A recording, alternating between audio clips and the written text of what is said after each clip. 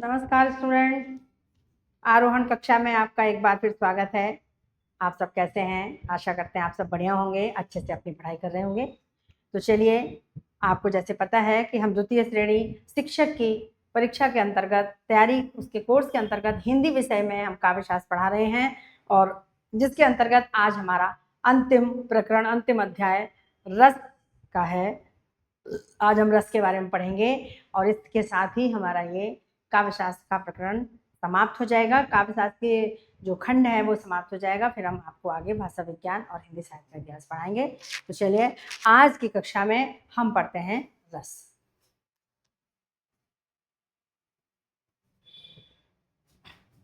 रस प्रकरण देखिए, सबसे पहले हम समझे रस क्या होता है। क्योंकि काव्य शास्त्र का तत्व है तो काव्य में ही होगा। काव्य को पढ़कर, सुनकर या किसी नाटक को देखकर हमें जिस रस की अनुभूति होती है उसे हम काव्य शास्त्र कहते हैं। और सबसे पहले जो रस का प्रावधान दिया था वो भरत मुनि ने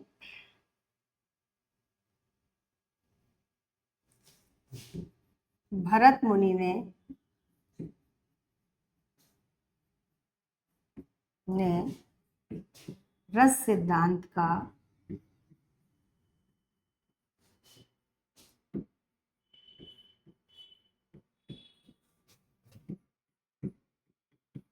प्रवर्तन करके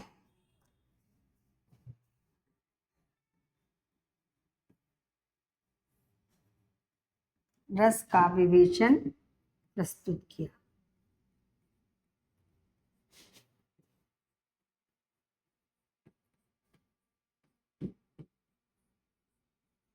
ये हमारे काव्य शास्त्र का सबसे पहला सिद्धांत है, रस सिद्धांत। सबसे पहला सिद्धांत। काव्य आत्मा के 6 सिद्धांत होते हैं।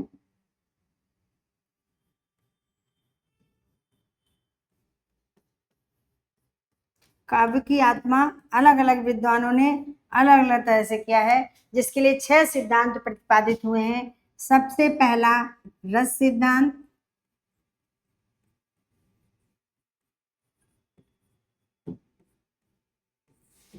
दूसरा अलंकार सिद्धांत,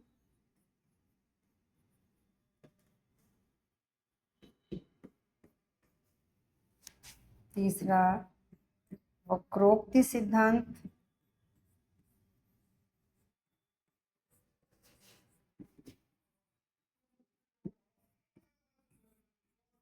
रीति सिद्धांत,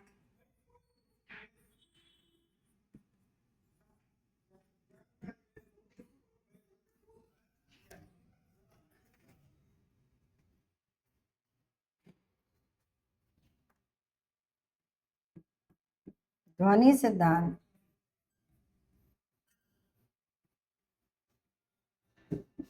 और औचित्य सिद्धांत।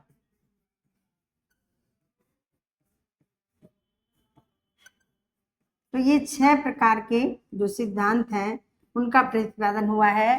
पहले रस, भरत मुनि चूंकि इसके प्रवर्तक हैं, भरत मुनि ने रस को ही काव्य की आत्मा माना। फिर अलंकारवादियों ने अलंकार को काव्य की आत्मा माना। लेकिन वास्तव में रस के बिना काव्य नीरस हो सकता है, लेकिन ऐसा नहीं है कि वो काव्य नहीं होता। इस बात पर बहुत विचार हुआ कि केवल रस को काव्य का आनंद कह सकते हैं। रस होने से काव्य आनंदमय हो जाता है, काव्य की अनुशीलन अच्छे से होता है। लेकिन हम ये कह दें कि रस के बिना काव्य की आत्मा, काव्य समाप्त हो जाता है, काव्य का कोई अस्तित्व नहीं होता है, ऐसा कहना गलत होता है। क्योंकि हमारी जैसे आत्मा है, आत्मा जो होती है, आत्मा अगर मर जाए तो बिल्कुल जीवन व्यर्थ हो जाता है। तो आत्मा वो हो जिसके बिना काव्य का कोई औचित्य नहीं होता, उसे आत्मा कहते हैं। फिर वक्रोक्ति सिद्धांत का, तो वक्रोक्ति का तो अलंकार में पहले ही दे चुके थे। इसका रीति सिद्धांत, रीति जैसे कि आप काव्य रीति में पढ़ चुके हैं कि रीति केवल कवि की कल्पना करने का, कवि का अनुशीलन करने का या कवि की रचना करने का एक मार्ग है। वो कवि की, कविता की आत्मा नहीं हो सकता। उसके बाद ध्वनि को काव्य की आत्मा कहा गया और औचित्य को भी काव्य की आत्मा माना गया। ध्वनि मतलब जैसे कि किसी साहित्य में, चाहे वो किसी भी रस का हो, हास्य रस का ही क्यों ना हो, पर उसमें कोई ना कोई संदेश होता है। जिस साहित्य में संदेश होता है, समाज के लिए संदेश होता है, वो ही साहित्य वास्तव में साहित्य होता है। क्यों? क्योंकि कवि चाहे अपनी व्यथा ही क्यों ना लिखे, पर समाज के लिए उसमें कोई ना कोई संदेश जरूर होता है। इसलिए ध्वनि को सर्वसम्मति से काव्य की आत्मा कहा गया, या काव्य की आत्मा और औचित्य संप्रदाय को भी माना गया। क्यों? क्योंकि औचित्य मतलब उचित, सही बात को सही समय पर कहना। अगर श्रृंगार रस के वर्णन में कोई गलत बात कह दी जाए, वीर रस के वर्णन में कोई श्रृंगार की बात कह दी जाए, तो ये अनौचित्य हो जाता है। तो इस तरह से एक को आत्मा और एक को प्राण मान करके ध्वनि और औचित्य संप्रदाय। आगे हम इनको थोड़ा सा डिटेल में पढ़ते हैं। देखिए, रस सिद्धांत आचार्य भरत मुनि ने इसका अनुशीलन किया, प्रतिपादन किया। अलंकार संप्रदाय के आचार्य भामय हैं, वक्रोक्ति के आचार्य कुंतक हैं, रीति संप्रदाय के वामन हैं, आनंदवर्धन ध्वनि के हैं, आचार्य क्षेमेंद्र औचित्य संप्रदाय के हैं। ये इनके प्रवर्तक हैं। यहाँ से प्रश्न आ भी सकता है और नहीं भी आ सकता है, क्योंकि आप केवल रस प्रकरण है आपके कोर्स में, और रस मतलब कि रस का स्वरूप और रस के भेद। तो रस का स्वरूप हम समझेंगे। स्वरूप समझने से पहले सिद्धांत के बारे में, रस सिद्धांत के बारे में हमें पढ़ना जरूरी है। बाकी का उतना ज्यादा नहीं है, लेकिन फिर भी हमें पता तो होना ही चाहिए। तो हिंदी काव्य शास्त्र का प्रारंभ किससे माना जाता है? आचार्य केशव की कवि प्रिया से माना जाता है। इनकी जो रचना है कवि प्रिया, जिसमें कवियों के बारे में, कवि की आवश्यक विशेषताओं के बारे में विचार किया गया है, चित्रण किया गया है। तो इस रचना से ही रीति काल का या इसका काव्य शास्त्र का प्रारंभ माना, हिंदी काव्य शास्त्र का प्रारंभ माना जाता है। जबकि संस्कृत का प्रारंभ तो, संस्कृत काव्य शास्त्र का प्रारंभ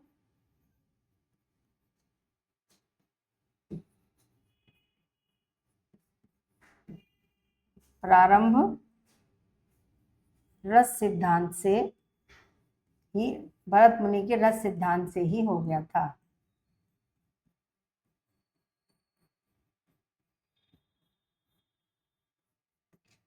आचार्य रामचंद्र शुक्ल फिर भी सबसे अलग है। आचार्य रामचंद्र शुक्ल हिंदी साहित्य के इतिहास में, हिंदी साहित्य के मीमांसकों में, समीक्षकों में सबसे अलग ऐसे व्यक्ति हैं जिनका मत सबसे अलग चलता है।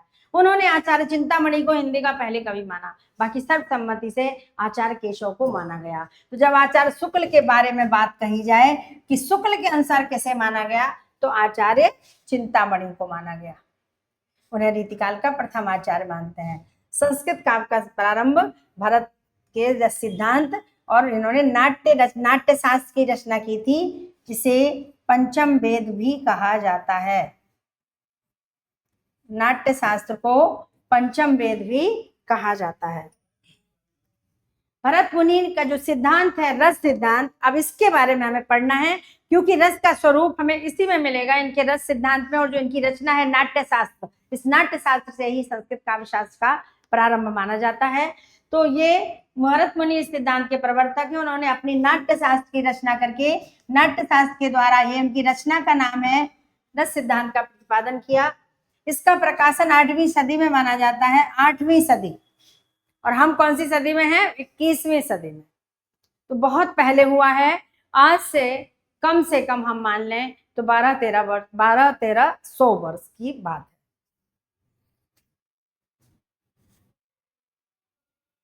नाट्य शास्त्र के छठे और सातवें, ये सब पॉइंट नोटेड करने वाले हैं। छठे और सातवें भाग में रसों और भावों का विवेचन मिलता है, यानी नाट्य शास्त्र के छठवें और सातवें भाग में।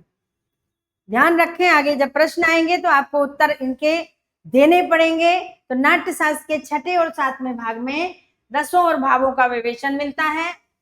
और नाट्य शास्त्र का जो आधार है वो कहाँ से ग्रहण किया गया है? अग्नि पुराण से। ये चीजें हमें बहुत ध्यान रखनी है। और नाटक में इन्होंने केवल 8 रसों का प्रावधान माना है, क्योंकि वो कहते हैं नाटक में शांत रस को कोई जगह नहीं है। शांत रस को उन्होंने स्वीकार नहीं किया है, क्यों? नाटक देख करके आनंद की अनुभूति होती। शांत रस मतलब जब संसार की सारी चीजों से मन खिन्न हो जाए, दुखी हो जाए, जब व्यक्ति परेशान हो जाए, या कभी कभी बहुत अभाव के कारण भी व्यक्ति का मन शांत हो जाता है, और कभी कभी बहुत कुछ होने के बाद इंसान परेशान हो जाता है कि बेकार है, सब कुछ भी नहीं है, सब मोह माया है। जब संसार का सारी चीज का ज्ञान हो जाता है तो उसका मन भक्ति में, प्रभु की भक्ति में, प्रभु चरणों में लग जाता है। उसे सांसारिक चीजों से कोई लेना देना नहीं रहता। खान पान, मान सम्मान, सब कुछ उसके लिए बराबर हो जाता है। तो ऐसा व्यक्ति क्या नाटक देखेगा और क्या हंसेगा? तो नाटक देख करके तो व्यक्ति हंसता है, आनंद की अनुभूति करता है। तो कहते शांत रस का नाटक में कोई स्थान नहीं है। इस तरह से भरत मुनि ने केवल 8 रसों को स्वीकार किया है और बाद में इस शांत रस को शामिल किया गया है। इसलिए शांत रस जो है कौन सा रस माना जाता है? नवा रस। नवा रस शांत रस है, ध्यान रखें।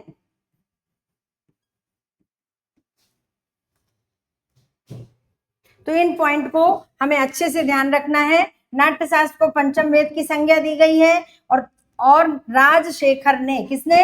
राजशेखर ने नंदीश्वर को यानी शिव जी को रस का प्रवर्तक माना है।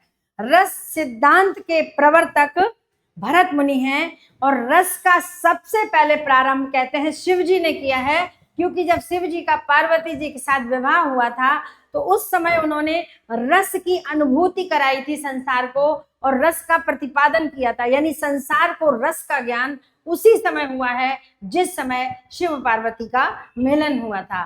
तो इसलिए राजशेखर जो आचार्य हैं वो नंदीश्वर यानी शिव जी को ही रस का प्रवर्तक मानते हैं। तो यहाँ देखिए कितने सारे बिंदु इकट्ठे हुए हैं, हम इनको थोड़ा सा अलग लिख लेते हैं ताकि हमें समझ में आ जाए।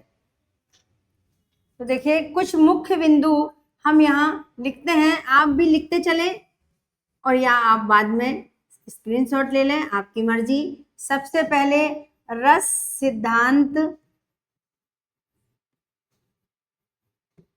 सिद्धांत के प्रवर्तक, आप बोलते रहिए ताकि आपका भी दोहराना हो जाए। प्रवर्तक भरत मुनि।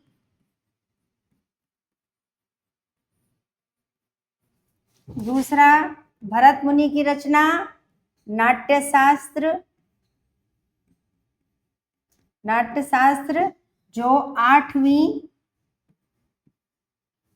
सदी की रचना है।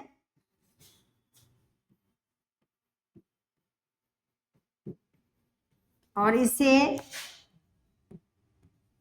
पंचम वेद माना गया है। 4 वेद के बाद इसे 5वां वेद माना गया है, पंचम वेद माना गया है। ये सारे बिंदु हमारे रस से संबंधित प्रश्नों के उत्तर देने में सहयोग करेंगे।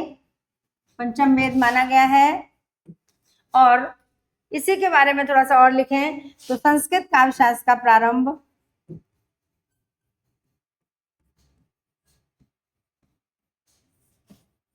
संस्कृत काव्यशास्त्र का प्रारंभ इसी से माना जाता है। ठीक है, अगला पॉइंट, इसके छठे और सातवें भाग में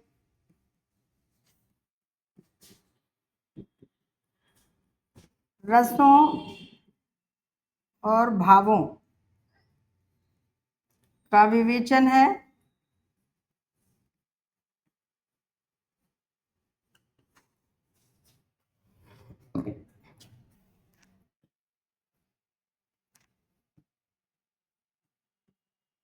विवेचन है अगला पॉइंट। इसमें 8 रस स्वीकार किए गए हैं। भरत मुनि ने 8 रस माने हैं और किसको नहीं माना? शांत रस को स्वीकार नहीं किया, नहीं माना। राजशेखर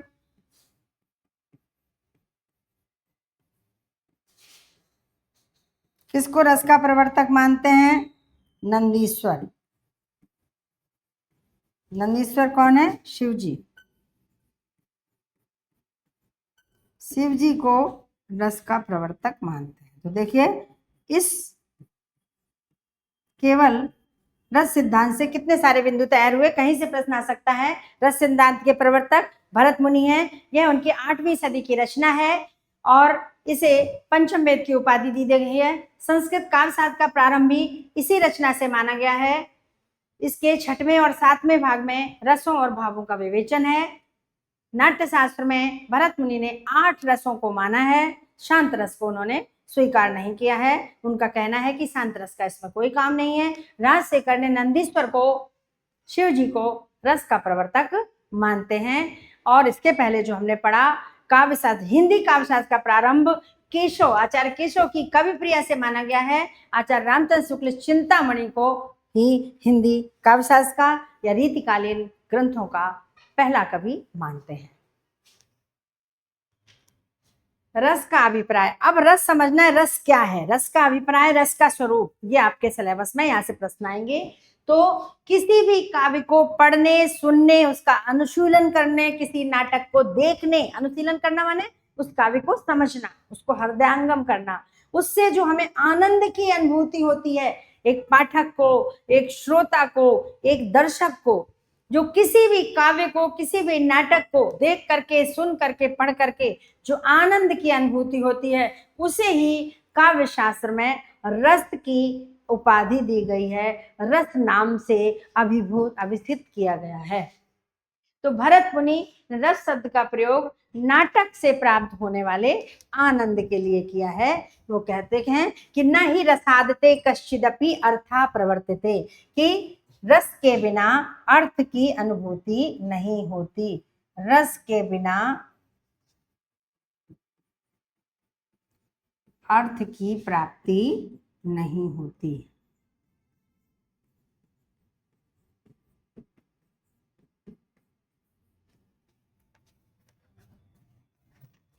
अर्थात रस के बिना अर्थ की प्रतीति नहीं होती, पता ही नहीं चलता। मनुष्य जब स्वार्थ की भावना से ऊपर उठकर अपने को समष्टि में समाहित कर लेता है, तब जाकर के वो काव्य रचना के योग्य होता है, काव्य को समझने के, या रस में, हृदय में रस की अनुभूति। जो व्यक्ति बहुत स्वार्थी होता है, सिर्फ अपना परिवार, अपने बच्चों की बातें सुनता है, अपने बच्चों के बारे में सुन करके खुश होता है, दुखी होता है, अगर उनके सामने किसी और के बच्चे की तारीफ की जाए या किसी की भी भलाई, अच्छी बात कही जाए, तो उन्हें खुशी नहीं होती है, मुंह बनाते हैं। क्यों? क्योंकि उनके अंदर समष्टि की भावना नहीं होती है, वो सिर्फ स्वार्थी होते हैं। तो साहित्य का जो अनुशीलन है, रस का जो अनुभूति है, या जिसको कहते हैं रस का साधारणीकरण इसे कहते हैं, कि जब काव्य में निहित रस पाठक के, दर्शक के या श्रोता के हृदय में आकर के समा जाता है, तब हम उसे रसानुभूति कहते हैं। तो जैसे हम रामलीला देखते हैं, राम रोते हैं तो हमारे आंसू आ जाते हैं। हम कोई नाटक देखते हैं, अगर कोई करुण रस का वर्णन हो रहा है, कोई माँ अपने बच्चे के लिए विलाप कर रही है, तो अनायास ही हमारे आंसू आ जाते हैं। इसका मतलब है कि हमारे हृदय में उसके रस को समझने की क्षमता है, यानी हमारा हृदय समष्टि में विलीन हो चुका है। तो जब हम अपने निजी स्वार्थों से ऊपर उठकर हमारा हृदय, हमारी भावनाएं समष्टि माने पूरे संसार में समाहित होती हैं और हम सब के बारे में सोचते हैं, तब हमारा हृदय रस की अनुभूति करने की अवस्था में होता है।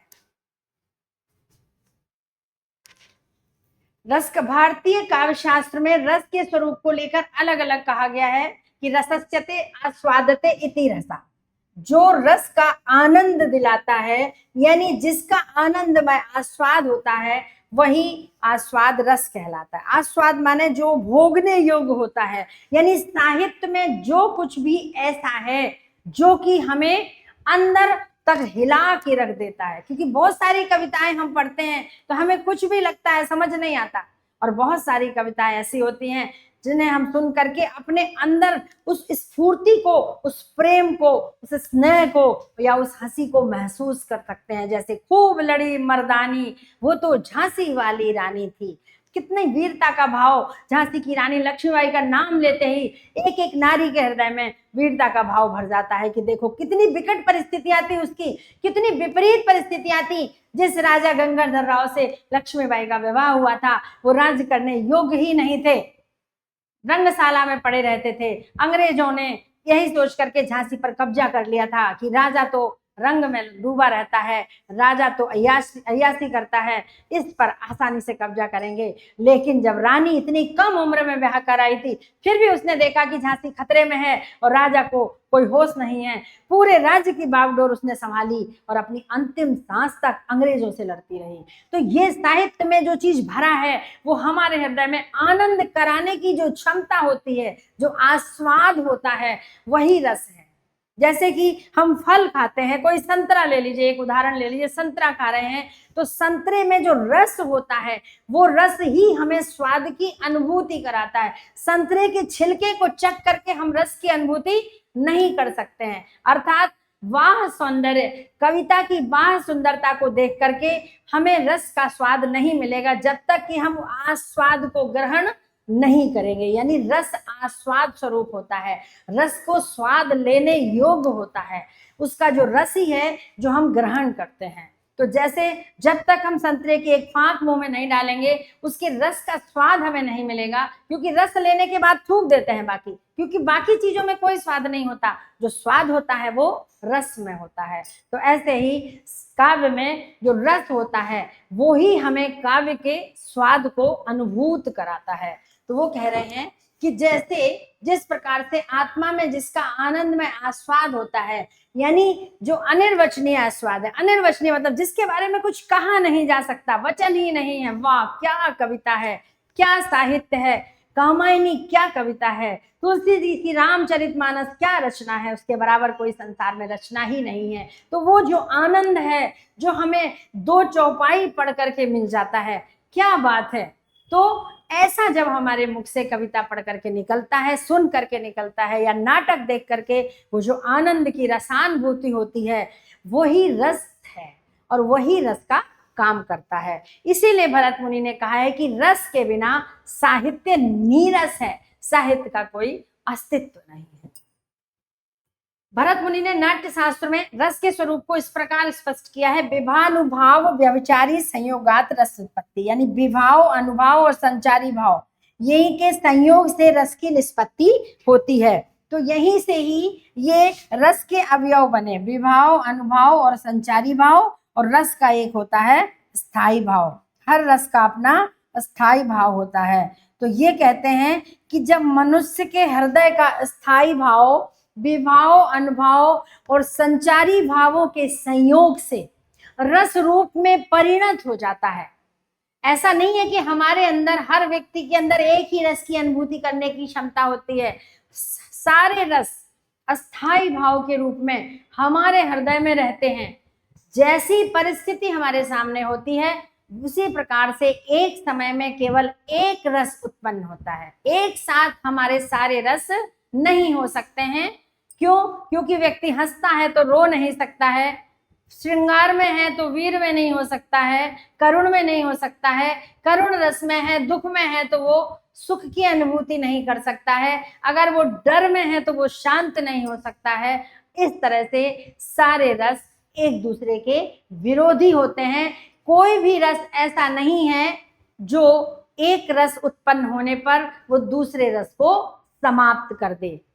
समाप्त कोई रस नहीं होता। आज हम हंस रहे हैं तो कल रो भी सकते हैं, हमारे अंदर सारी क्षमताएं होती हैं। इसीलिए भरत मुनि ने 8 रस की बात करी है कि 8 रस ही ऐसे हैं जो एक दूसरे को मिटा नहीं सकते हैं। लेकिन 9वां रस जो शांत रस है, जो बाद में स्वीकार किया गया, वो ऐसा रस है कि सारे रसों की समाप्ति कर देता है। क्योंकि जब मनुष्य के अंदर शांत रस की उत्पत्ति होती है, जब वो शांत उसकी प्रवृत्तियां हो जाती हैं, तो उसके बाद किसी रस की कोई उत्पत्ति होने की संभावना नहीं रहती। उसे कोई फर्क नहीं पड़ता, ना क्रोध, ना दुख, ना शोक, कुछ नहीं। कहता सब बढ़िया है, जो है सब ईश्वर की मर्जी है, जो वो करा रहा है बढ़िया कर रहा है। तो तब उसे मान सम्मान, अपमान, खान पान जो मिल जाए खा लेगा, जो मिल जाए पहन लेगा, जो कोई उसको कहीं ले जाए चला जाएगा, उसको किसी चीज से कोई फर्क नहीं पड़ता। इसीलिए शांत रस को बाद में शामिल किया गया है, क्योंकि शांत रस के बाद अन्य कोई रस अस्तित्व में ही नहीं रहता है। और अगर कोई व्यक्ति शांत है, दिखा रहा है कि हम बिल्कुल शांत हो चुके हैं, हमारा रस बिल्कुल मन शांत है, अब हमें कोई फर्क नहीं पड़ता, और उसके बाद अगर किसी की बात पर उसको क्रोध आ जाए, इसका मतलब वास्तव में उसके हृदय में शांत रस की उत्पत्ति नहीं हुई थी, वो सिर्फ दिखावा, बहुत से लोग दिखावे में भी चलते हैं। तो ये चार इस प्रकार से ये रस के चार अंग माने गए, जो जिसका सूत्र भरत मुनि ने दिया, और इन्हीं को आगे चल के इन्हीं सूत्र के विभाव, अनुभाव, संचारी भाव, स्थायी भाव के माध्यम से आगे चल के रस निष्पत्ति भी हुई, जो कि रस निष्पत्ति भी एक पूरा प्रकरण है कि रस निष्पत्ति कैसे होती है, साधारणीकरण कैसे होता है। ये आपके द्वितीय श्रेणी के कोर्स में नहीं है, लेकिन हाँ फर्स्ट ग्रेड में जरूर है। अगर आप फर्स्ट ग्रेड की परीक्षा देते हैं और फर्स्ट ग्रेड का कोर्स पढ़ते हैं तो आपको जरूर रस निष्पत्ति के बारे में मिलेगा। आचार्य केशव ने रसिक प्रिया में रस का स्वरूप बताया, मिली विभाव अनुभव। एक ही बात जो भरत मुनि ने कही है वही, मिली विभाव अनुभव संचारी भाव, यानी विभाव अनुभव संचारी भाव मिल करके जो कुछ भी हृदय में उत्पन्न करते हैं वही रस सुख स्वरूप कहलाता है, उसी से सुख की अनुभूति होती है। अर्थात विभाव अनुभव संचारी भाव मिलकर जिस आनंद की अनुभूति कराते हैं वो रस है। विश्वनाथ ने रस को सत्रोद्रेक माना है कि सत्य संसार, जो किसी चीज का सत्य होता है, सत्य मतलब सार, उसका सार, तो किसी चीज का रस निकाल लिया सत्य हो गया। जैसे नींबू का सत्व आता है, कहते नींबू का सत्व ले आओ, तो उसका वो सार स्वरूप होता है। तो सार स्वरूप मान करके पूरे काव्य का, पूरी कविता का सार होता है, वो होता है सत्वोद्रेक, सार का ज्ञान कराता है। निर्विघ्न दशा में होने से, उन्होंने कहा कि निर्विघ्न होता है अगर हमारे कविता सुन करके, नाटक देख करके हमारे हृदय में रस की उत्पत्ति हो गई है तो वो निर्विघ्न होता है, वो समाप्त नहीं होता है, वो विघ्न टूटता नहीं है। जब तक हम पूर्ण रस की अनुमति नहीं कर लेते तब तक हम वहां से नहीं हटते। हम नाटक देख रहे हैं, हमारा मन नाटक में लग रहा है क्योंकि हमारा हृदय का साधारणीकरण उससे हो गया है। कोई बीच में कुछ कहता है काम कर दो, रुक जाओ, भी नाटक देख रहे हैं, बीच में मत बोलो। क्यों? क्योंकि वो निर्विघ्न होता है, हम उसमें किसी प्रकार की बाधा विघ्न नहीं आने देते, अखंड है, टूटता नहीं, स्वयं प्रकाश आनंद है, यानी स्वयं प्रकाश आनंद होता है। जो रस होता है वो आनंद स्वरूप है और स्वयं प्रकाशित होता है। जो कविता चल रही है, जो नाटक चल रहा है, उसमें किसी को रस को देने के लिए प्रयास नहीं करना पड़ता है। वास्तव में अगर उसमें कवि ने रस को पिरोया है तो वो स्वतः ही सहृदय के हृदय में, सामाजिक के हृदय में, पाठक के हृदय में जाकर के पहुंच जाता है। चिन्मय होता है, परमात्मा के स्वरूप होता है। वेदांतर माने वेदों से परे है, स्पर्श शून्य है, स्पर्श नहीं किया जा सकता, उसको छुआ नहीं जा सकता, पर अनुभूत किया जा सकता है, क्योंकि हमारे जो भाव होते हैं वो अनुभूति का विषय है, स्पर्श का विषय नहीं है। ब्रह्मानंद सहोदर है, ब्रह्मानंद सहोदर माने होता है भाई। जैसे ब्रह्म का आनंद है वैसे ही रस का आनंद है। जिस प्रकार परमात्मा का दर्शन करने से, कबीर ने लिखा है कि ब्रह्मानंद का साक्षात्कार होने के बाद तो संसार के लायक वो व्यक्ति रहता ही नहीं है। तो जैसे ब्रह्म का आनंद प्राप्त होने पर, परब्रह्म परमात्मा से साक्षात होने पर जिस प्रकार से आनंद की अनुभूति होती है, उसी प्रकार से ही कविता के रस की आनंद की अनुभूति होती है। इसलिए रस को लोकोत्तर चमत्कार, यानी संसार से परे चमत्कार पैदा करता है, ऐसा चमत्कार जो शायद संसार में कोई नहीं दे सकता। हम कभी बहुत दुखी, बहुत परेशान होते हैं तो देखिए क्या होता है, गाना सुन लेते हैं, कोई कविता, कोई नाटक देख लेते हैं, कोई थोड़ा इंटरटेनमेंट कर लेते हैं, मनोरंजन कर लेते हैं। क्यों? क्योंकि उनमें रस होता है। अब वो रस हमारे तकलीफों को, समाज, हमारी समस्याओं को दूर करने की क्षमता रखते हैं। इस तरह से लोकोत्तर चमत्कार प्राण है। तो ये देखिए सारे जो बिंदु हैं वो अखंड, स्वयं प्रकाश आनंद, चिन्मय, वेदांतर, स्पर्श शून्य, ब्रह्मानंद सहोदर, लोकोत्तर चमत्कार प्राण, ये सब रस से संबंधित तत्व हैं। भागीरथ मिश्र ने रस को कैसे बताया है कि रस एक प्रकार का विशेष आनंद है जो काव्य के पठन, श्रवण अथवा नाटक को देखने से सामाजिकों को प्राप्त होता है। सामाजिक मतलब होते हैं वही सहृदय, सहृदय, दर्शक, पाठक, श्रोता, ये जो भी देखते हैं, पढ़ते हैं, सुनते हैं, उन सबको काव्य शास्त्र में सामाजिक या सहृदय कहा गया है। जो दर्शक, पाठक, श्रोता है उसे सामाजिक या सहृदय कहा गया है, जिसके हृदय में रस की अनुभूति होने लगती है।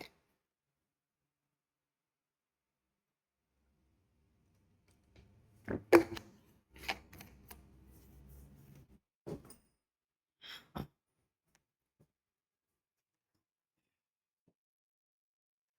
देखिए जो बिंदु निकल के आए थे सामने, रस निर्विघ्न है, अखंड है, स्वयं प्रकाश है, चिन्मय है, लोकोत्तर चमत्कार प्राण है, ब्रह्मानंद सहोदर है, प्राण तत्व चमत्कार है, और रस का जो आस्वाद स्वरूप है वो सहृदय ही इसका भोग करते हैं। यानी उसका जो स्वाद लेने वाला तत्व है, कविता का जो स्वाद लेने वाला तत्व है, रस में जो स्वाद होता है, अगर स्वाद नहीं हो, हम कोई जूस पी रहे हो, कोई स्वाद नहीं आ रहा है तो बेकार लग रहा है, इसमें कोई स्वाद नहीं है, उस स्वाद से ही पहचाना जाता है कि ये संतरे का जूस है, मौसम्बी का जूस है, आम का जूस है, पपीते का जूस है, या उसमें जो स्वाद छिपा होता है वही ग्रहण करने योग्य होता है। यानी सामाजिक सहृदय, उसमें कविता के रस में छिपा हुआ जो स्वाद होता है, आस्वाद स्वरूप जो रस होता है, उसे ही वो ग्रहण करते हैं और अपने हृदय में उसको सहम समझ करके उसकी उससे संबंधित आनंद की अनुभूति करते हैं। श्रृंगार रस है तो श्रृंगार की अनुभूति करते हैं, करुण रस है तो दुख की अनुभूति करते हैं, हास्य रस है तो हंसी की अनुभूति करते हैं, वीर रस है तो वीरता की अनुभूति करते हैं। इस तरह से जिस प्रकार का जिसमें रस होता है उसी, अभी हम आपको गिलोय का रस दे दें तो कड़वा लगेगा, यानी तीखा, उसके कड़वेपन की अनुभूति होगी। यानी जिसमें जिस प्रकार का रस होता है उसी प्रकार की अनुभूति उस रस से होती है। तो रस केवल रस नहीं होता, रस में छिपा हुआ जो स्वाद होता है उसके द्वारा ही उस रस की पहचान होती है कि वो कौन सा रस है।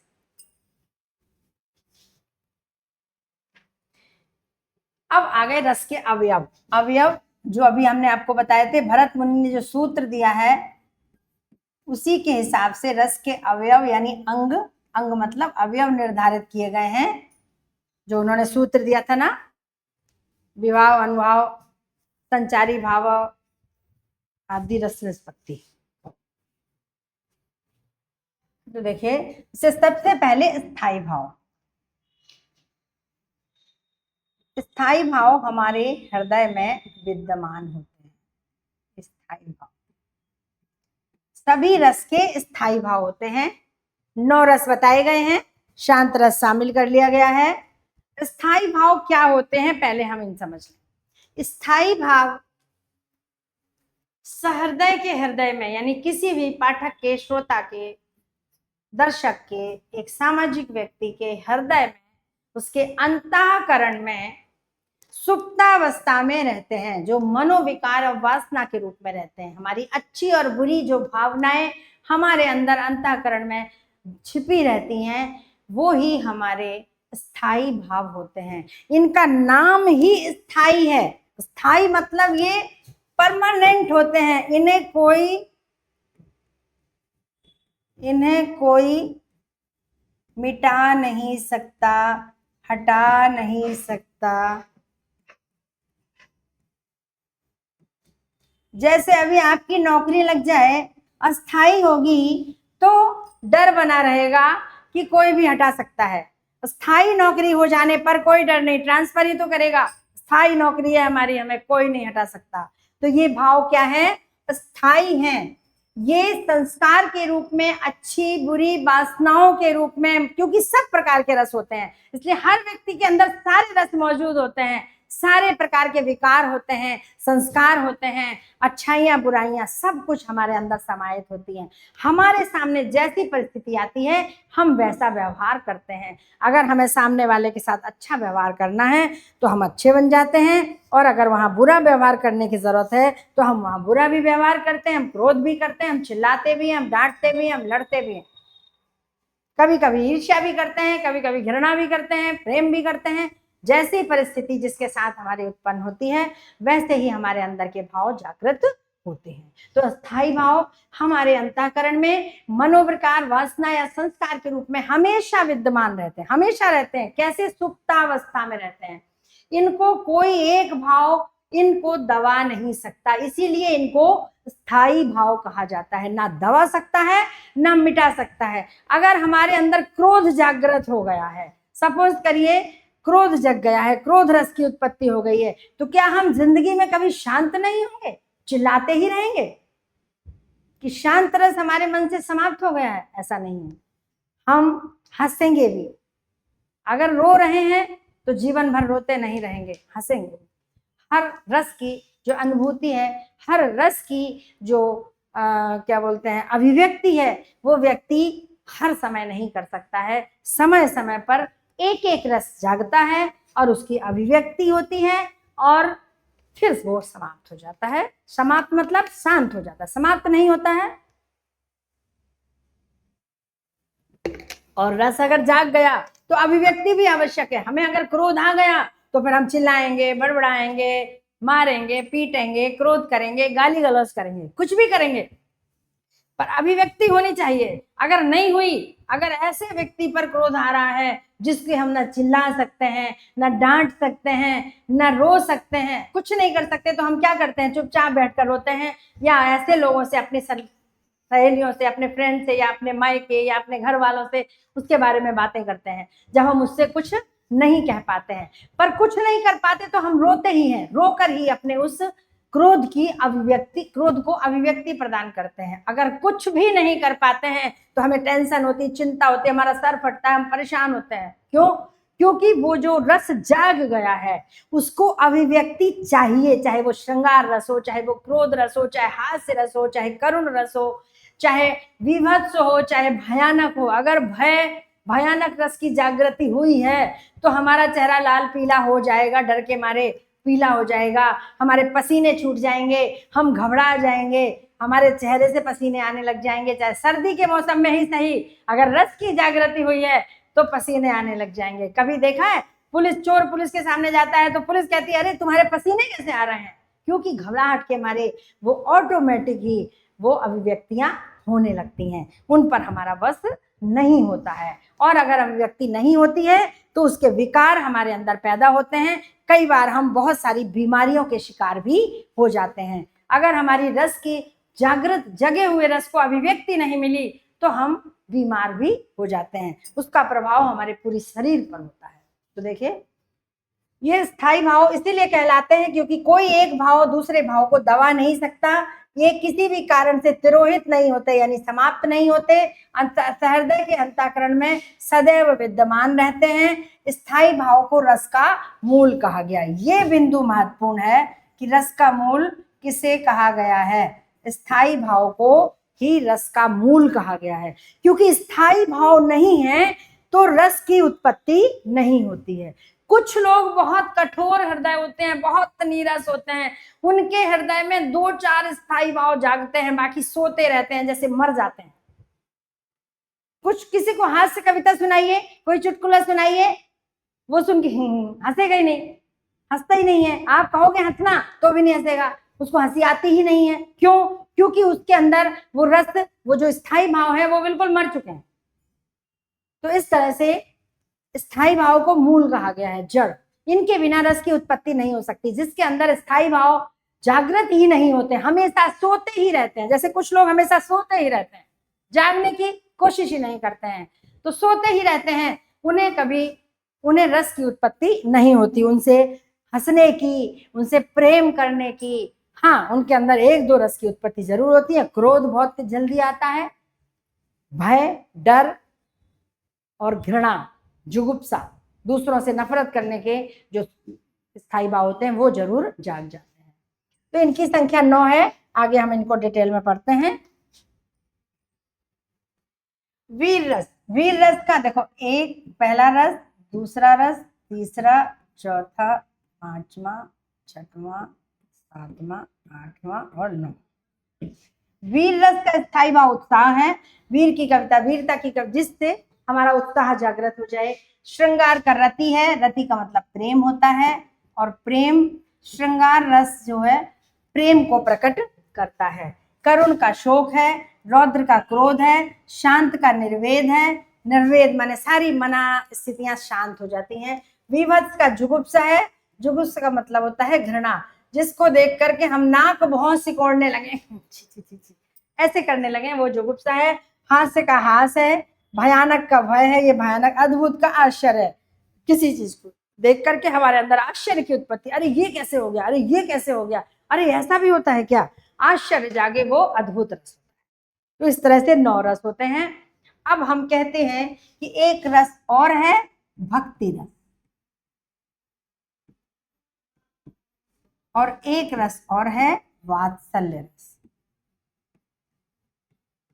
ये तो 11 हो गए, 11 नहीं है भाई साहब, ये श्रृंगार रस के ही भेद हैं,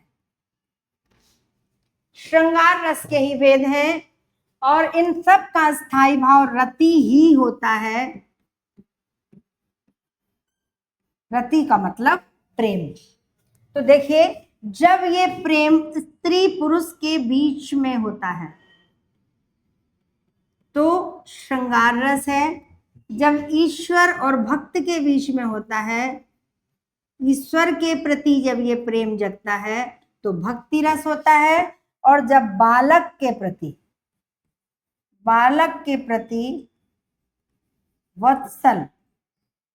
वत्सलता का भाव जगता है तो वो वात्सल्य रस होता है। ये दोनों श्रृंगार के ही भेद हैं और दोनों में, तीनों में ही दोनों स्थिति होती है, संयोग और वियोग। स्त्री पुरुष एक साथ रहते हैं, प्रेम आलाप करते हैं, संयोग अवस्था, एक दूसरे से विछुड़ जाते हैं, वियोग अवस्था। ऐसे ही ईश्वर की भक्ति आराधना करने में हमें सुविधाएं होती हैं, हम मंदिर जाते हैं, हम अपने मन के सारे भजन कीर्तन जो भी करना चाहे करते हैं, कोई रुकावट नहीं होती, संयोग अवस्था। और जब कोई करने नहीं देते, जैसे मीराबाई को लोग मंदिर नहीं जाने देते थे, भक्ति नहीं करने देते थे, तो उनकी वियोग अवस्था, उन्हें बहुत सारे पद वियोग अवस्था के ही लिखे हैं कि कृष्ण से प्रेम करते हैं, कृष्ण की भक्ति करते हैं, लेकिन वियोग अवस्था है वो हमें प्राप्त नहीं हो रहे हैं। ऐसे ही बालक अगर पास में है तो संयोग अवस्था, और अगर दूर है, कहीं बाहर है, विदेश में चला गया है, तो माता पिता उनके लिए दुखी होते रहते हैं। इतना पता है कि वो सुखी है, वहां कमा रहा है, लेकिन फिर भी अपने बच्चे से दूर होने का दुख तो होता ही है। तो और केवल माता पिता के मन में ही वात्सल्य रस उत्पन्न नहीं होता, हम किसी के भी मन में किसी भी बच्चे के प्रति वात्सल्य रस की उत्पत्ति हो सकती है। जरूरी नहीं है कि केवल हमारा जिसके साथ खून का रिश्ता हो, गुरु के हृदय में बच्चों के प्रति वात्सल्य रस ही होता है।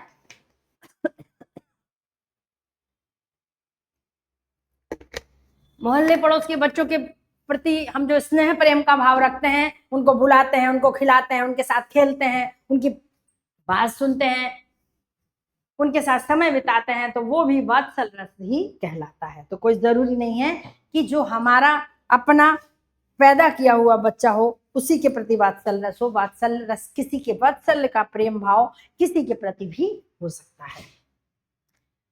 अब देखिए दूसरा है विवाह। स्थायी भाव समझ में आ गया। रस के 4 अंग हैं, 4 अवयव हैं जो कि भरत मुनि ने बता दिए हैं। पहला स्थायी भाव, विभाव, अनुभाव, संचारी भाव। ये 4 होते हैं, चारों के संयोग से ही रस की उत्पत्ति होती है।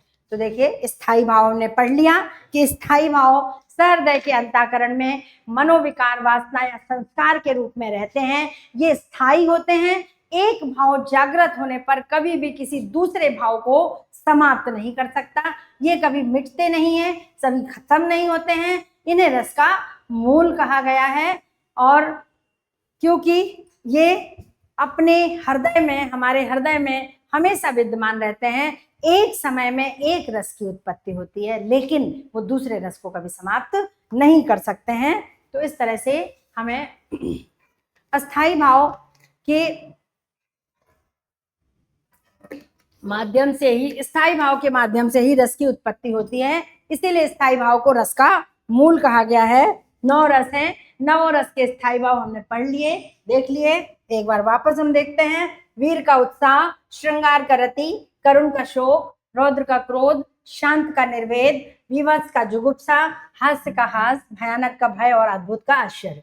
और इस तरह से श्रृंगार के 2 भेद हो गए। भक्ति रस, भक्ति ईश्वर के प्रति रति है तो भक्ति रस है, और बालक के प्रति रति का भाव है या वत्सल भाव है तो वो जो है कहीं कहीं भक्ति रस का स्थायी भाव वत्सल भी मांगना गया है। अब आ गए विभाव। विभाव वे भाव हैं जो रस के कारण स्वरूप होते हैं। देखिए कितनी अच्छी बात कही है। स्थायी भाव क्या है, ये बिंदु बहुत महत्वपूर्ण है। स्थायी भाव रस के मूल हैं, ठीक है। जिनके बिना, मूल मतलब जड़, जिनके बिना रस की उत्पत्ति नहीं हो सकती। पेड़ की जड़ नहीं है तो पेड़ नहीं रहेगा, सूख जाएगा। मूल है। और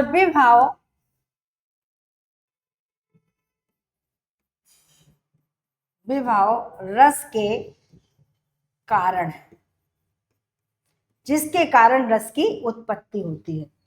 स्थायी भाव जागृत होने पर रस बढ़ता है, रस की उत्पत्ति होती है। लेकिन इस स्थायी भाव को जागृत करने के लिए विभाव की आवश्यकता होती है, कारण की आवश्यकता होती है।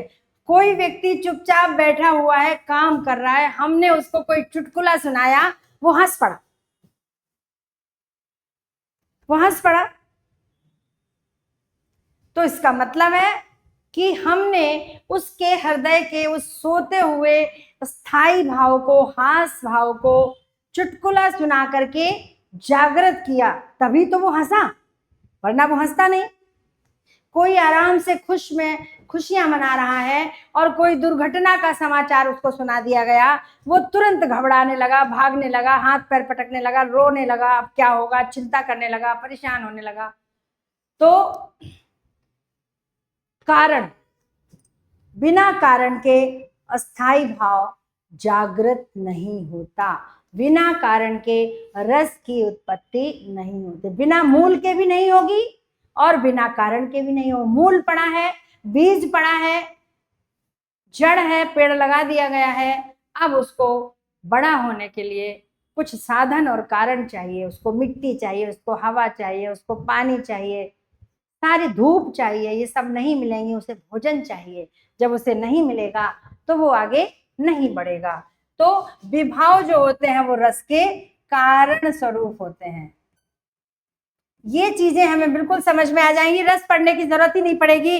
रस के अवयवों के साथ ही रस का चैप्टर समाप्त हो जाता है। बस हम उदाहरण देखें और सारे तत्व बता देते हैं, कुछ भी कठिनाई नहीं है। हम 2-4 उदाहरण देखेंगे फिर उनके, और फिर उसके बाद उनको पढ़ाएंगे। तो देखिए अभी हम देखते हैं विभाव।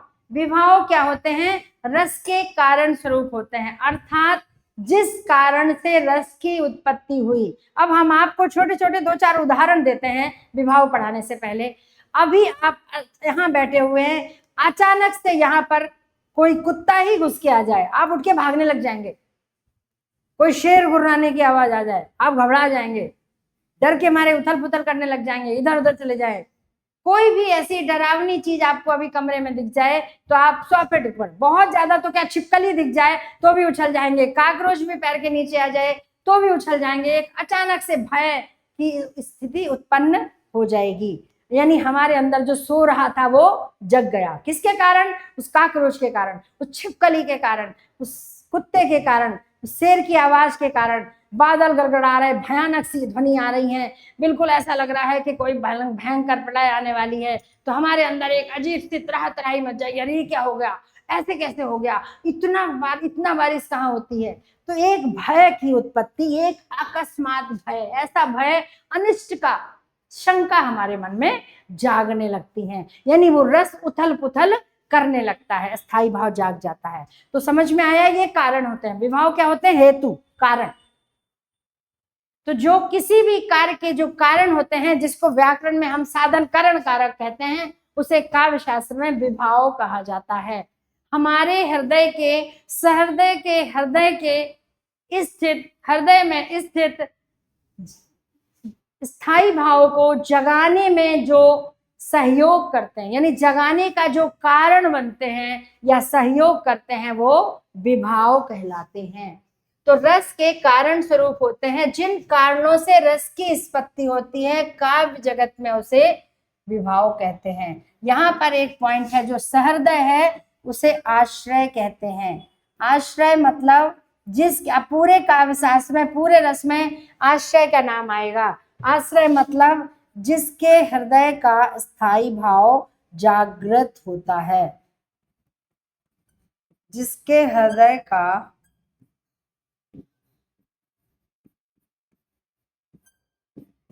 स्थायी भाव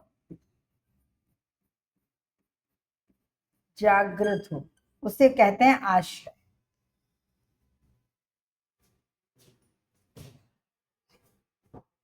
तो ये जो ये होते हैं ये विभाव।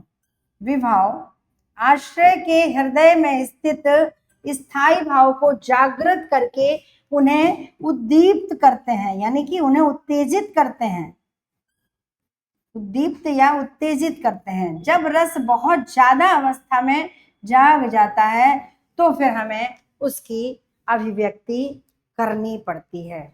किसी ने बताया तुम्हारा सामान पड़ोसी ने चुरा लिया, हमारे अंदर इसी बात को लेकर के क्रोध आ गया।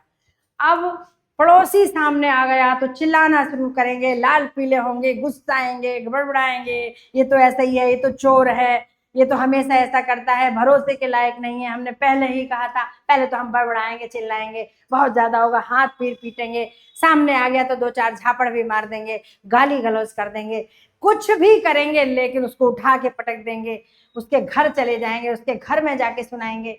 यानी कुछ ना कुछ हम अपने क्रोध को अभिव्यक्ति प्रदान करेंगे। ये सारी जो प्रक्रिया है उसे ही रस उत्पत्ति कहते हैं, रस निष्पत्ति कहते हैं। स्थायी भाव से लेकर के और अंतिम संचारी भाव तक जो रसों की स्थिति होती है, रस उत्पत्ति की जो अवस्थाएं होती हैं, उन सबको रस निष्पत्ति कहा जाता है।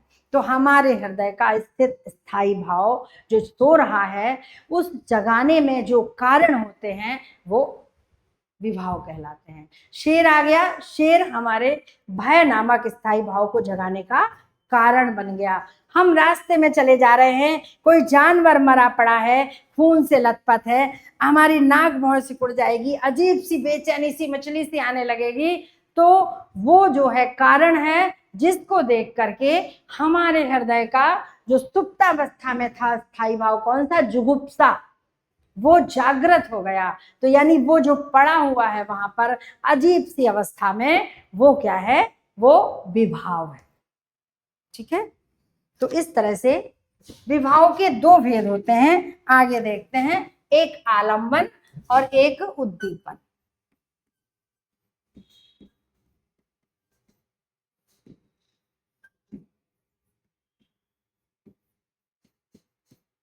आलंबन जिसके कारण हृदय का स्थित भाव जगता है, यानी केवल जागता है, जिसको देख करके भाव जग गया।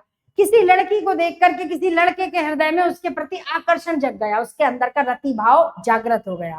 मंदिर गए, मंदिर में माँ भगवान की मूर्ति को देख करके हमारे अंदर का जो भक्ति भाव था, जो प्रेम था, वो जागृत हो गया, हम झूम उठे, आनंद की अनुभूति करने लगे।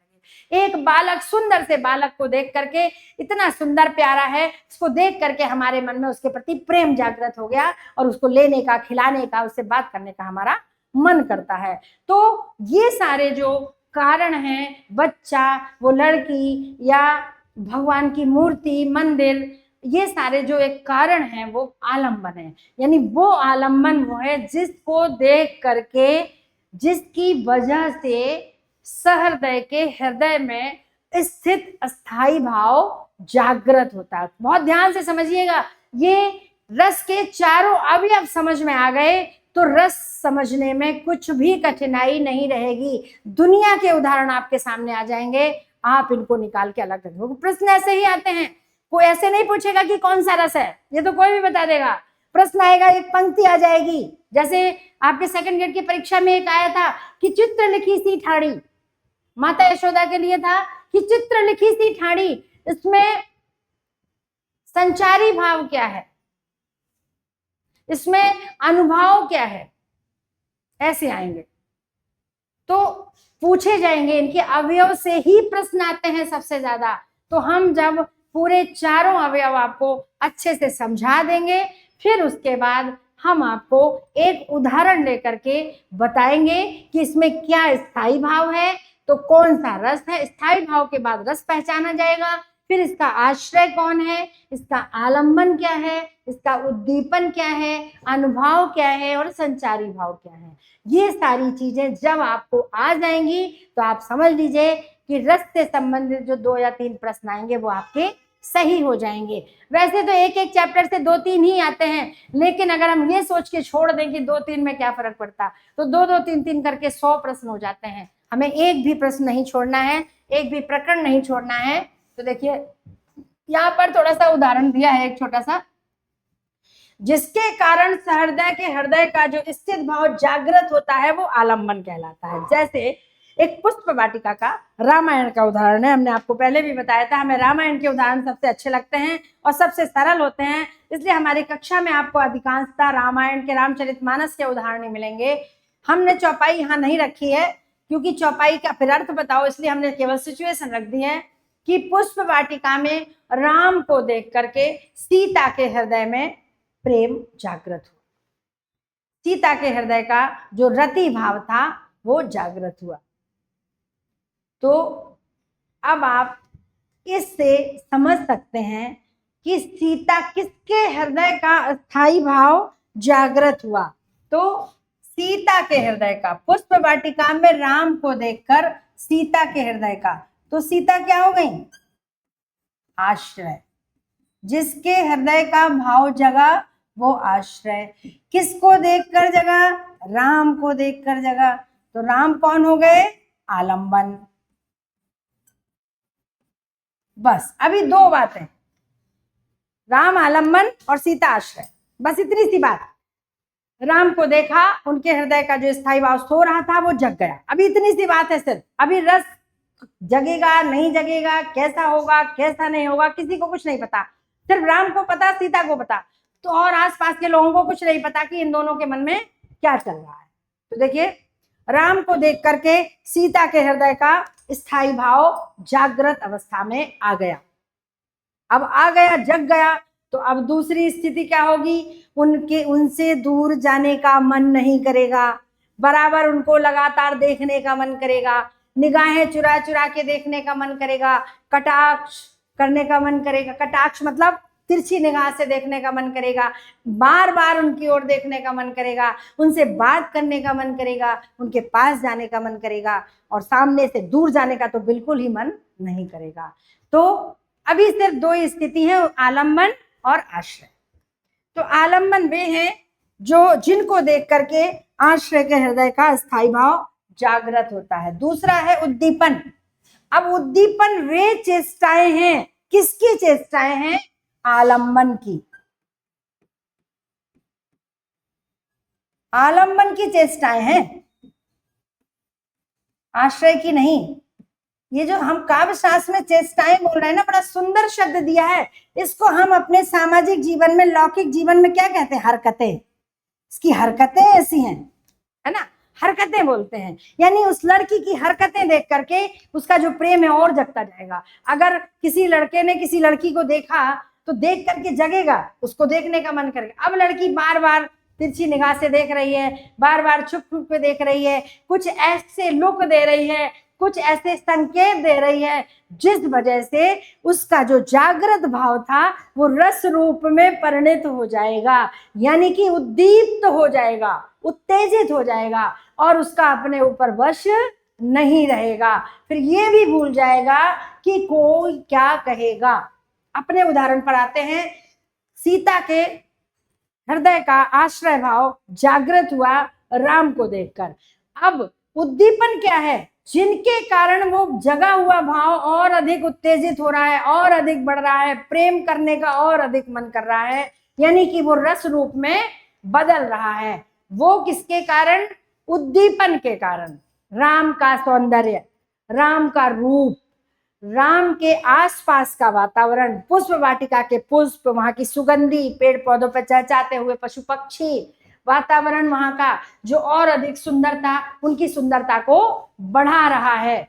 और उनका देखने का तरीका, वो छुप छुप के, तो सीता जी लता ओट दिखलाई सखिन, तो सखियां लता की ओट में खड़ी करके सीताराम को दिखाती हैं।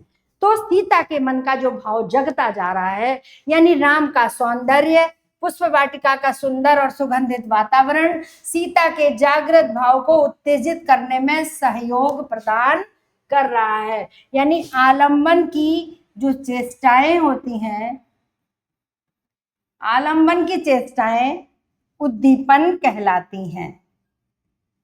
इसीलिए विभाव के ही दो भाग हैं, आलंबन और उद्दीपन।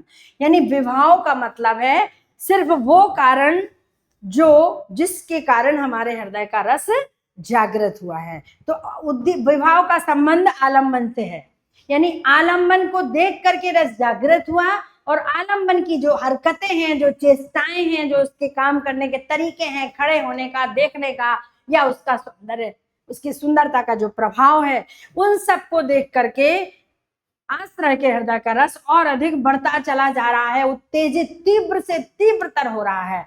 तो इसीलिए कहा था विभाव कारण है रसोत्पत्ति के, रस के कारण है। तो कारण दो हो गए, एक तो वो स्वयं जिसकी वजह से रस उत्पत्ति हुई, और दूसरा उसकी स्वयं की हरकतें, चेष्टाएं, उसके हाव भाव, वो सारे के सारे जिसकी वजह से रस और ज्यादा बढ़ गया। तीसरा है अनुभव। अब आया अनुभव, यानी भाव के पीछे भाव, भाव के पीछे आने वाले भाव। अब देखिए यहां थोड़ा सा सावधानी से समझिएगा। अस्थाई भाव किसके हृदय का जागृत हुआ? आश्रय के। आश्रय के हृदय का अस्थाई भाव से संबंध किससे है? आश्रय से। तो स्थाई भाव जगा, ठीक। स्थाई भाव जगा किसके कारण? आलंबन के कारण। आलंबन और उद्दीपन के कारण तेज हो गया। ये विभाव है। तो विभाव के कारण हृदय भाव जगा। किसके कारण जगा, किसके हृदय में जगा, किसी को नहीं पता। बिहारी जी का एक दोहा है, कात नटत रीझत खिजत मिलत खिलत लजियात, भरे भवन में करत है नैन नहीं सो बात। भरी सभा में, बड़े लोगों के बीच में, सभा के बीच में नायक नायिका बैठे हैं, और नैनो ही नैनो में, नेत्रों में ही बातें कर रहे हैं, आंखों में ही बातें कर रहे हैं कि कहत नटत रीझत खिजत। नायक कहता है मिलने के लिए, नायिका आंखों में ही नट देती है, मना कर देती है। वो रिसिया जाता है, जब वो रिसिया जाता है, गुस्सा हो जाता है, तो नायिका खिजत और खींच जाती है कि समझते ही नहीं है हम कैसे आए मिलने, यहाँ सारे बड़े बुजुर्ग लोग बैठे हैं। फिर मिलत, फिर थोड़ी देर बाद वो खिसिया के अपनी जगह मुंह फेर लेता है, वो खिसिया के अपनी जगह मुंह फेर लेती है। थोड़ी देर बाद वापस जब दोनों एक दूसरे को देखते हैं, आंखें मिलती हैं, मिलत तो खिलत, फिर खिल जाते हैं, आनंद से भर जाते हैं कि समझो, इसका मतलब है वापस देखा है, इसका मतलब ये हमारी बात को समझा है। फिर लज्जा जाते हैं, क्या सोच करके कि इतनी भरी सभा में कोई क्या कहेगा, हम इशारों इशारों में बातें कर रहे हैं। तो भरे भवन में करते हैं नैन नहीं सो बात। मतलब कहने का कि एक के हृदय में स्थाई भाव जागृत हो गया है आलम्बन को देखकर, यानी आश्रय के हृदय में स्थाई भाव जागृत हो गया है आलम्बन को देख करके, पर अभी तक किसी को नहीं पता कि स्थाई भाव जागृत हुआ है या नहीं हुआ है, क्योंकि उसने किसी को बताया नहीं है, अंदर ही अंदर जागृत हो रहा है। अब अनुभव वे भाव हैं जो भाव के बाद आते हैं। किसके भाव के बाद? स्थाई भाव के जागृत होने के बाद जो भाव जगते हैं, स्थाई भाव जागृत होने के बाद जो भाव जगते हैं, जो क्रियाकलापें होती हैं, उन्हें अनुभाव कहते हैं। तो देखिए, अनुभाव आश्रय की चेष्टाएं हैं। अब देखिए यहां पर हो गया ना, उद्दीपन आलंबन की चेष्टाएं हैं। इन चीजों को ध्यान रखें, उद्दीपन आलंबन की चेष्टाएं हैं। आलंबन कौन?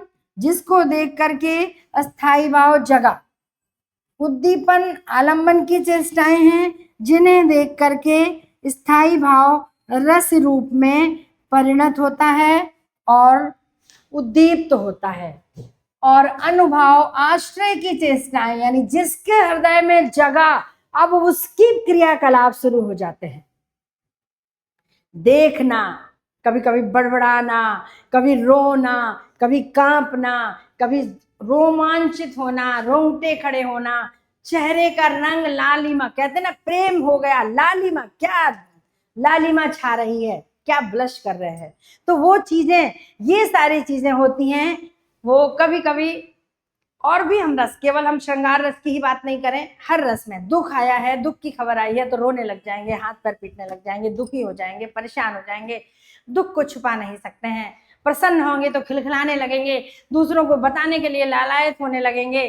तो इस तरह से बहुत सारी चीजें होती हैं। जब ये चीजें, यानी जिनके द्वारा रस अनुभूत होने लगे, यानी दूसरों को पता चलने लगे कि इसके हृदय में रस जागृत हो चुका है और कौन सा हो चुका है, वो उसके अनुभवों से पता चल जाए। तो अब यहाँ पर हम ये देख सकते हैं कि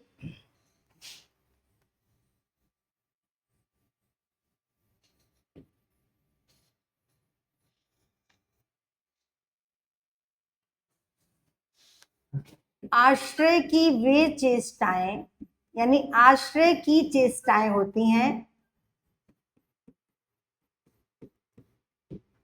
जिनसे रस अनुभव करने योग्य हो जाता है।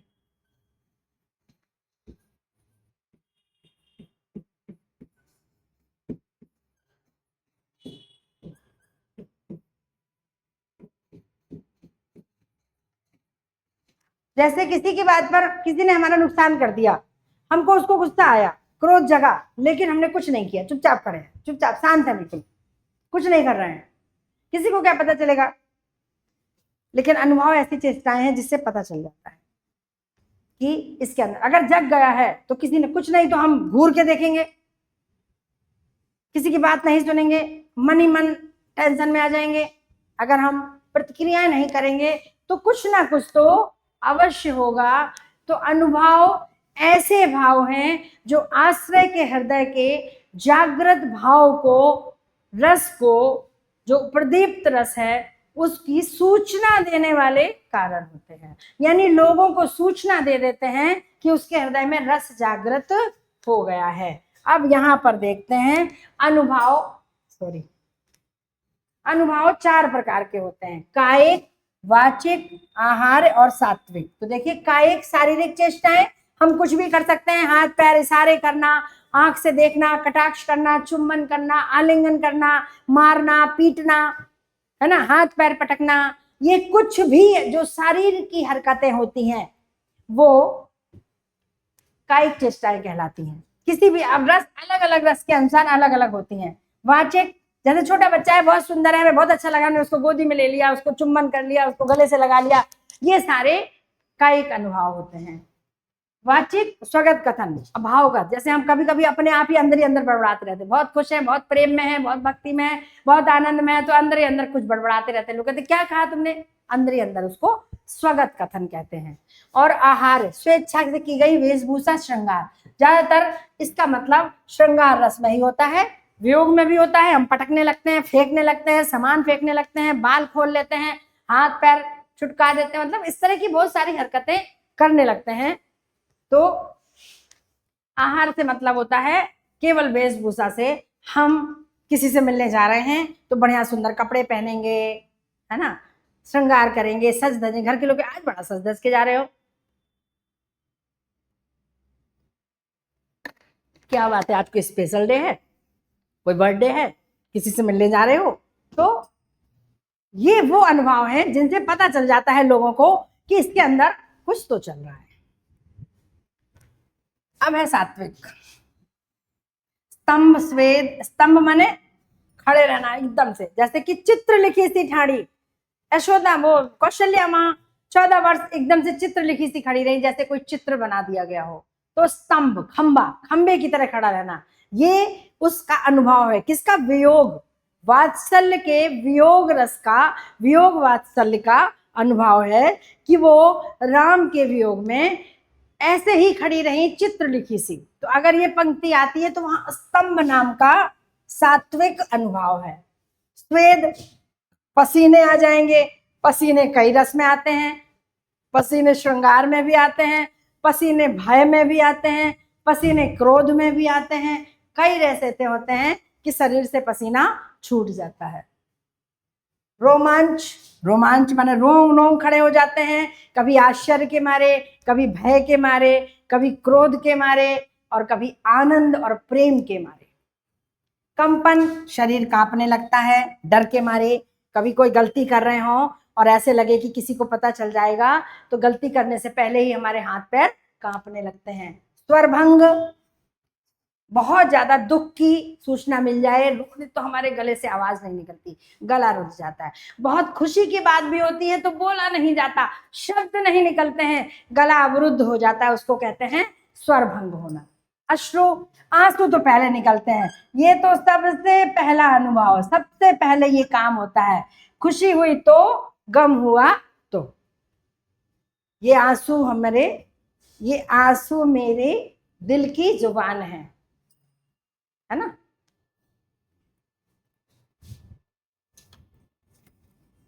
ये खुशी में भी रोते हैं और गम में भी रोते हैं। तो आंसू तो बहुत ही सरल बात है। मूर्छा, जब बहुत बड़ी बात हो जाती है तो मूर्छित हो जाता है। ज्यादातर दुख करुण रस में ऐसी स्थिति होती है कि मूर्छित हो जाता है। कभी कभी आश्चर्य से भी, अद्भुत रस में भी मूर्छित हो जाता है। अचानक से कोई भूत प्रेत, भयानक रस में भी मूर्छित है। भूत प्रेत देख लिया, कोई बाधा देख ली, कोई ऐसी चीज देख ली कि इंसान बेहोश हो जाता है देख करके। ईश्वर की रचना देख करके, ईश्वर की सामने भगवान खड़े हो जाए तो अभी मूर्छित हो जाएगा इंसान देख करके। तो ये भी कई रसों में होता है। और वैवर्ण, वैवर्ण का मतलब होता है मुख के रंग का बदलना।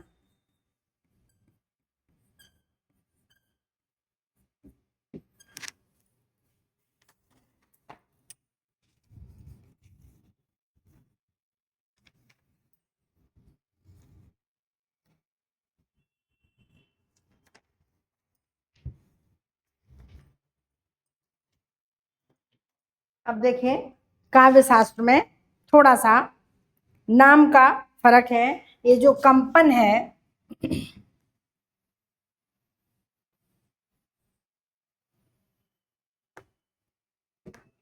कंपन को काव्य शास्त्र में बेपथु कहते हैं। ध्यान रखना, कभी कभी इस नाम से भी प्रश्न आ जाएगा। और मूर्छा को प्रलय कहते हैं। ये इनके नाम रखे गए हैं। तो ये दो नाम ऐसे हैं जो हमें समझ लेना चाहिए कि बेपथु मतलब कंपन और मूर्छा मतलब प्रलय। तो इनको ध्यान रखें। और वैवर्ण का मतलब है मुख का रंग बदलना। जैसे लाज के मारे, प्रेम के मारे लाल हो जाता है, डर के मारे पीला हो जाता है ना, हरा पीला। अरे चेहरा कैसे पीला पड़ गया, ये चेहरा फक क्यों पड़ गया भाई, तुम्हारे चेहरे पे 12 क्यों बज रहे हैं। यानी चेहरा बता देता है कि हमारे अंदर क्या चल रहा है। डर चल रहा है, प्रेम चल रहा है, भय चल रहा है, कि घृणा चल रही है, कि दुख के मारे कुम्हला जाता है, मुरझा जाता है, बिल्कुल मलिन सा हो जाता है ना। वियोग में भी ऐसा होता है। तो अब यहाँ पर हमें समझना क्या है कि ये जो 3 अनुभव हैं, इन पर आश्रय का वश रहता है, आश्रय का नियंत्रण रहता है।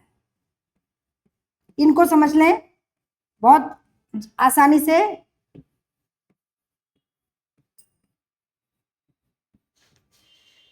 कायिक, वाचिक और आहार, ये 3 अनुभव ऐसे हैं जिन पर आश्रय का नियंत्रण होता है। वो चाहे तो इन स्थितियों में अपने हृदय के जगे हुए रस को छिपा सकता है। क्रोध आया, चुपचाप खड़ा रहे, शारीरिक चेष्टाएं ना करे, ना गाली गलौज करे, ना चिल्लाए, ना बड़बड़ाए, ना हाथ पैर पटके, ना आंखें, कुछ ना करे, चुपचाप रहे, सोचता है। ठीक है। श्रृंगार रस में वो ना किसी को देखे, ना चुम्बन, ना आलिंगन, ना वेशभूषा बदले, ना श्रृंगार करे, ना तैयार हो ऐसा ही जाए। तो इन पर वश है, वो नहीं करे, चाहे तो वो ना करे, फिर भी रस रहेगा, रस की स्थिति बनी रहेगी। और आहार, स्वागत कथन और वेशभूषा, ये 3 ऐसे अनुभव हैं जिन पर आश्रय का वश होता है, नियंत्रण होता है। वो चाहे तो ये नहीं करे।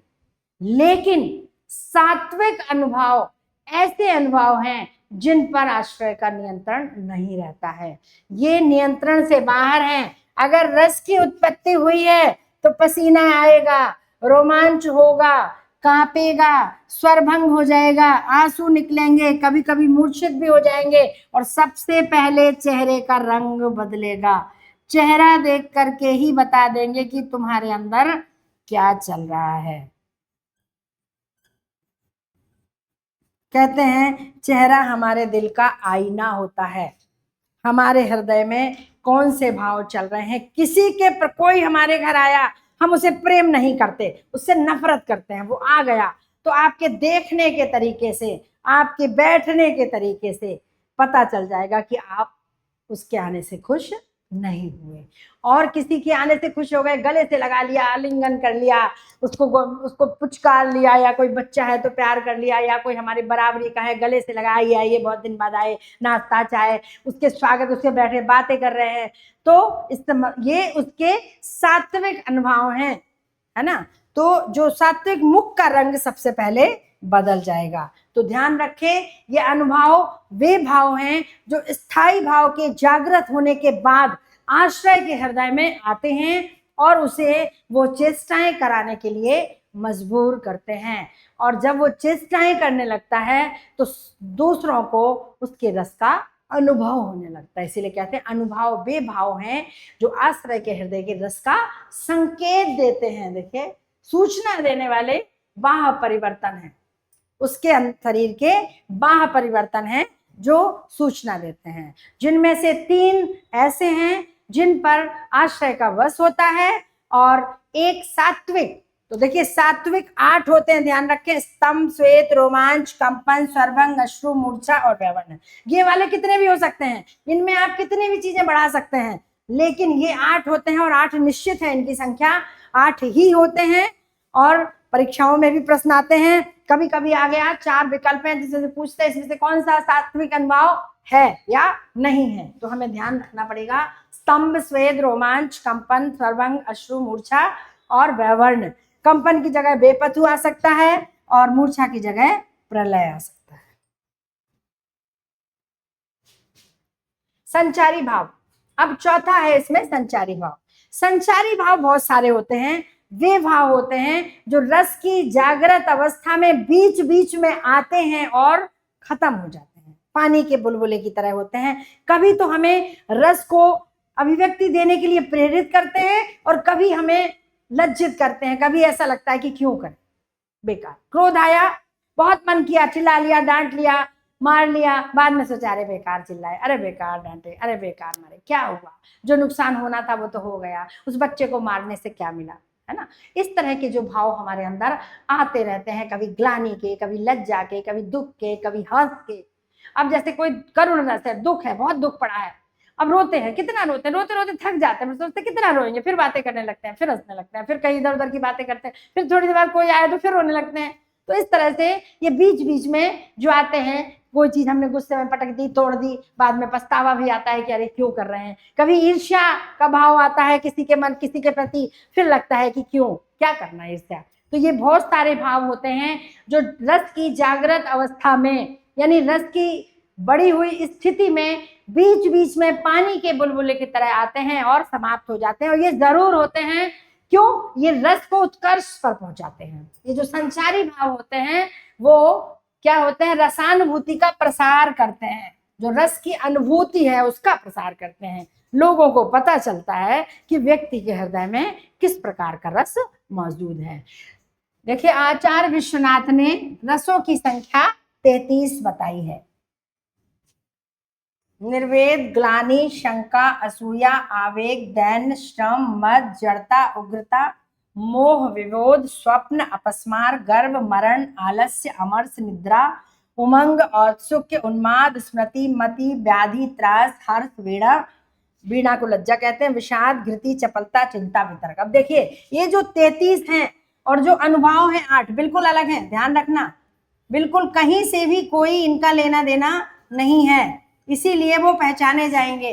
अनुभव देखिए, सबसे पहले स्तंभ, फिर कंपन, रोमांच, स्वरभंग,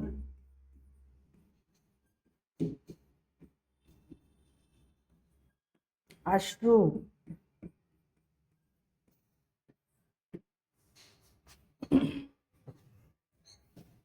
मूर्छा,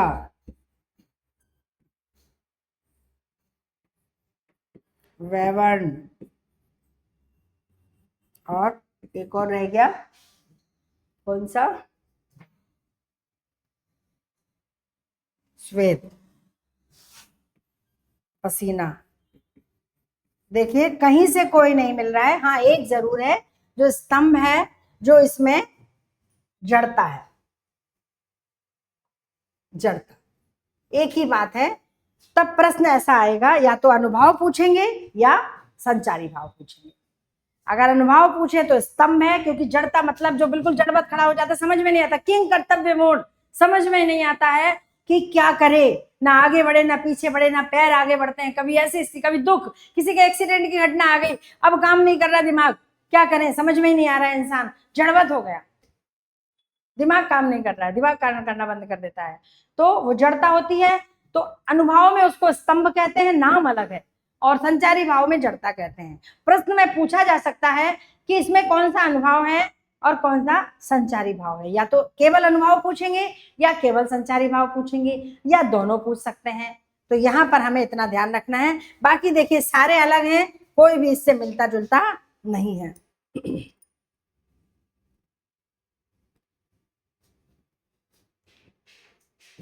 आज की क्लास में इतना ही। कल की क्लास में ये सारे जो 33 हमारे संचारी भाव हैं, इन्हें हम डिटेल में समझेंगे। इनके सारे, क्योंकि इन सब के अर्थ आपको नहीं आते हैं, जब तक हम इनको अलग अलग इनकी परिभाषाएं नहीं बताएंगे, इनके बारे में नहीं समझेंगे, तब तक हम आगे इनको समझ नहीं पाएंगे कि इनका काम क्या है। हाँ एक छोटा सा उदाहरण देकर के हम आपको समझा सकते हैं। देखिए जैसे एक उदाहरण है, कुछ संचारी भाव समझाए जा सकते हैं, पर पूरे हमें डिटेल में 33 के अर्थ समझने होंगे, उसके बाद ही हम उदाहरण लेकर के और हम आपको ये चीजें समझाएंगे। तो देखिए कि यदि किसी स्त्री को सूचना मिले कि उसका पति कल प्रवास से लौट रहा है, तो यह सुनते ही सर्वप्रथम उसके हृदय में रति भाव जागृत होगा। ठीक है, कौन सा भाव जागृत होगा? रति। उसे पता चले कि बाहर से उसका पति कल आ रहा है, तो उसको रति भाव जागृत होगा। या रति क्या है? स्थायी भाव। ठीक है, हम लिखते जाते हैं स्थायी भाव। ठीक, फिर उसके बाद उसे हर्ष की अनुभूति होगी। हर्ष, हर्ष क्या है? हर्ष की अनुभूति होगी।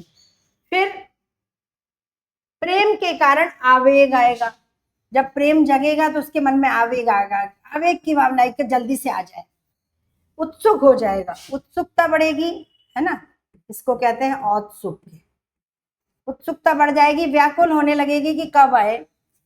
फिर सो गई अगर, तो उसके स्वप्न देखेगी कि वो आ गया है घर पर।